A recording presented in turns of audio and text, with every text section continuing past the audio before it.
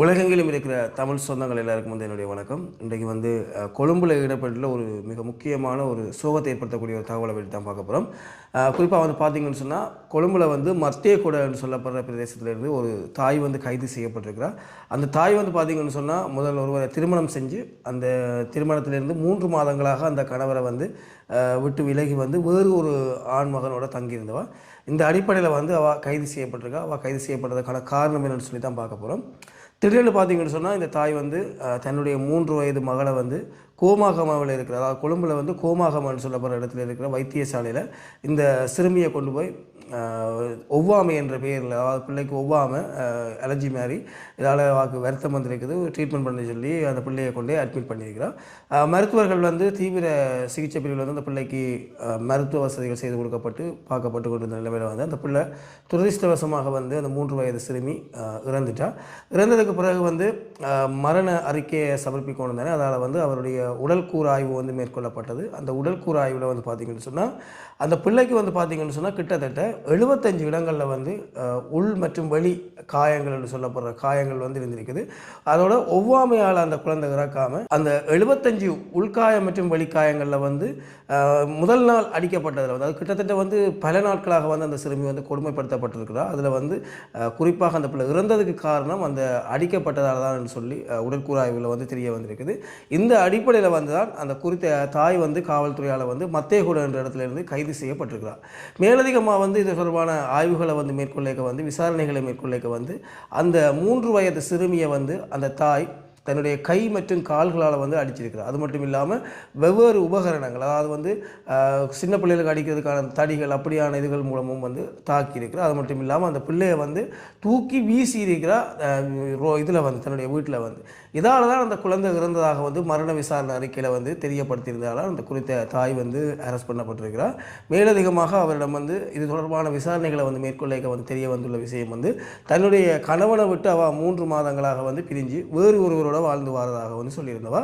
அந்த வேறு ஒரு நபரை பார்த்தீங்கன்னு சொன்னால், அந்த சிறுமி 3 வயது குழந்தை, அந்த குழந்தை அந்த புதிதாக சேர்ந்துள்ள அந்த அதாவது கணவரை அப்பாண்டு கூப்பிடையில்லைன்னு சொன்ன காரணத்தால் கோபம் கொண்டு தான் அந்த பிள்ளையை தாக்கியிருக்கிறான்.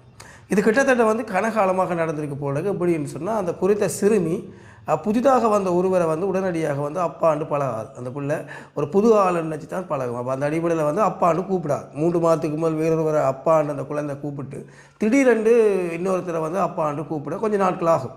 அப்போ அந்த பிள்ளையை திருத்தி எடுக்கணும், அப்பா சொல்ல வைக்கணுன்றதுக்காக அந்த பிள்ளை சித்திரவதைக்கு உள்ளாக்கப்பட்டதாக விசாரணையில் தெரிய வந்திருக்குது.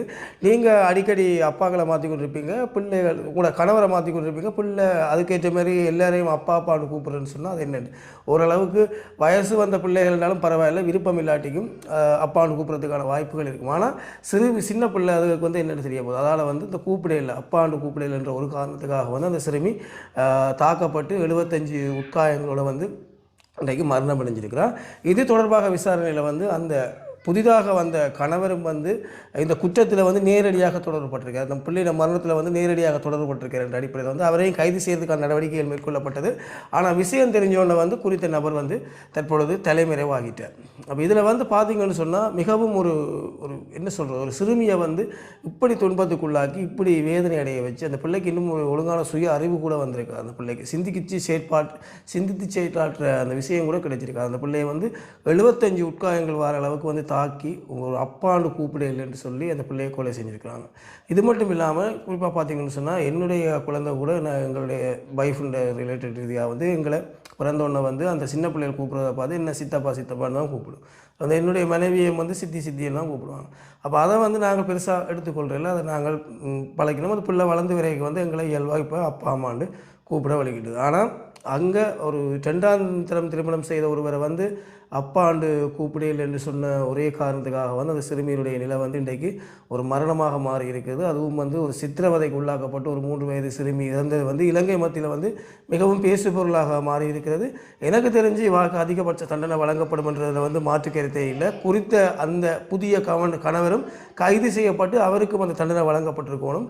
2 பேருமே மனிதாபிமானமற்றவர்களாக வந்திருக்கிறார்கள். சொந்த பிள்ளையை இப்படி தாக்கி கொள்கிற அளவுக்கு ஒரு தாயை வந்து எங்களோட வரலாற்றில் வந்து நான் இன்றைக்கு தான் கேள்விப்படுறேன். இன்றைக்கு சும்மா கேள்விப்பட்டிருக்கேன். ஆனால் அப்பாண்டு கூப்பிடலைன்னு சொல்லி கொலை செய்கிற அளவுக்கு அடித்த ஆட்களெல்லாம் நான் இன்றைக்கு தான் பார்க்குறேன். இவர்களுக்கு அதிகபட்ச தண்டனை வழங்கப்படணும்னு சொல்லி நானும் கேட்டுக்கொள்கிறேன். நன்றி சொந்தங்களை மீண்டும் ஒரு காணொளியில் சந்திப்போம்.